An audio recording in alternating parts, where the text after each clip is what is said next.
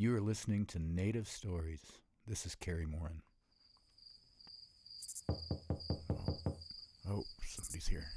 Hold on.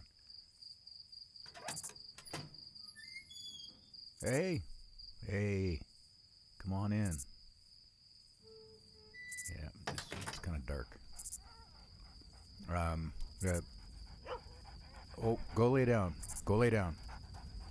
Go. Sorry. Well, thanks for coming over.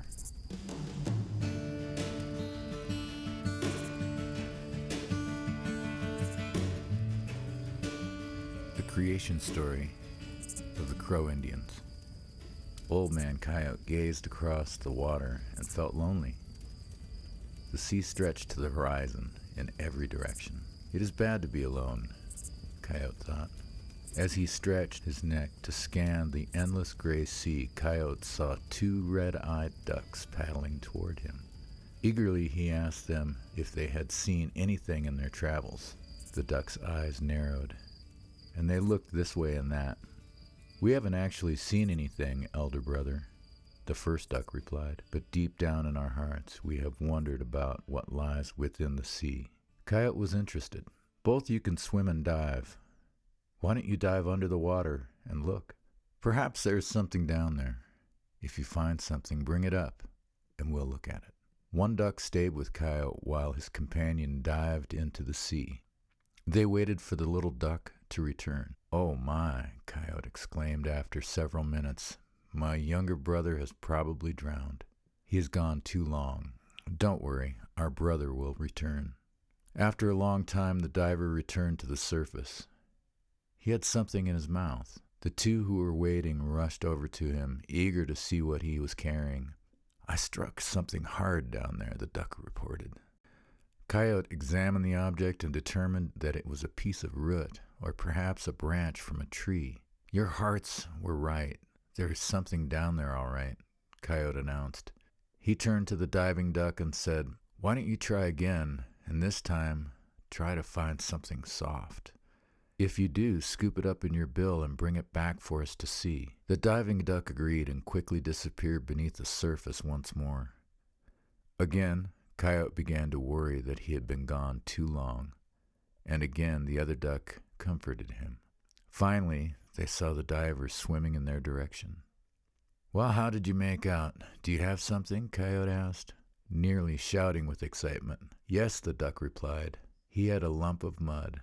"Well, my younger brothers," Coyote said, "this is something we can build with." The ducks were puzzled, but they waited as Coyote blew on the mud. Magically, it expanded in every direction and grew deep and firm. Within a few minutes, Coyote had made a large island. The ducks were amazed.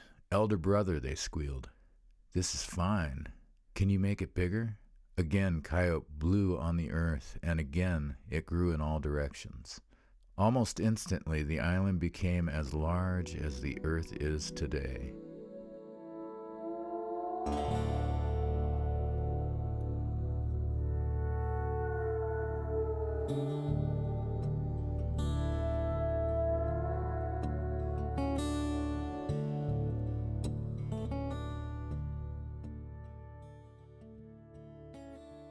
The three looked around and admired the brown prairie that stretched before them.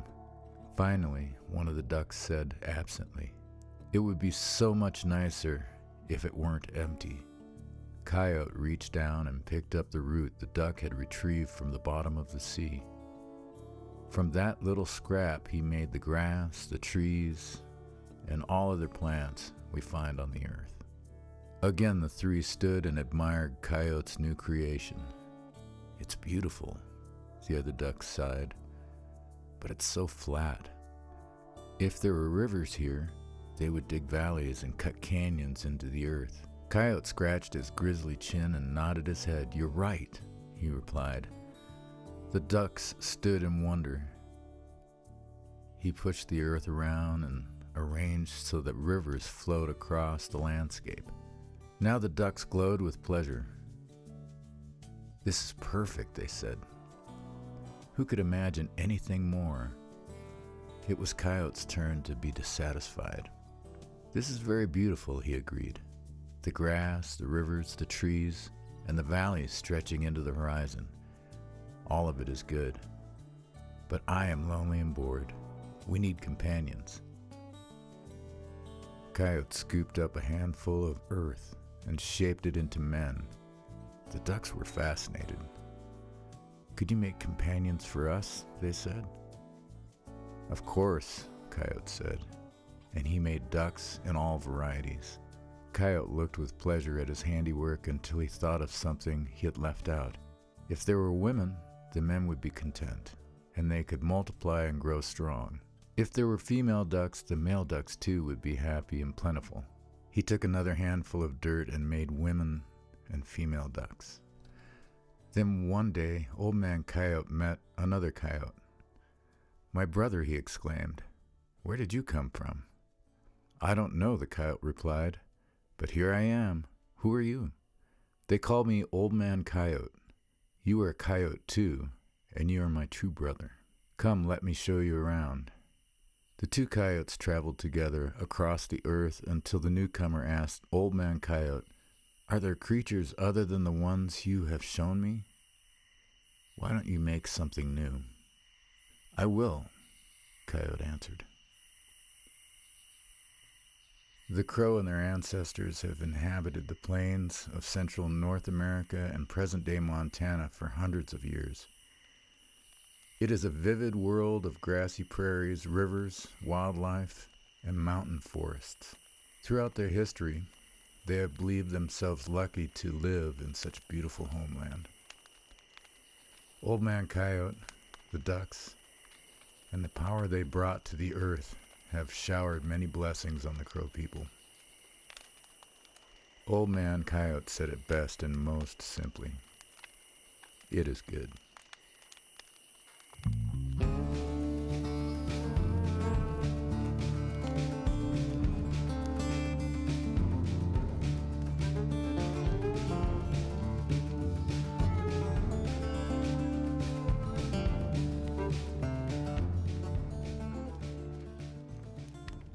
Crow medicine man Thomas Yellowtail said, "Today what is important for us is to realize that the old sacred ways are correct, and that if we do not follow them, we will be lost and without a guide." Thank you for listening to Native Stories. This is Cary Morin. Thanks for stopping by.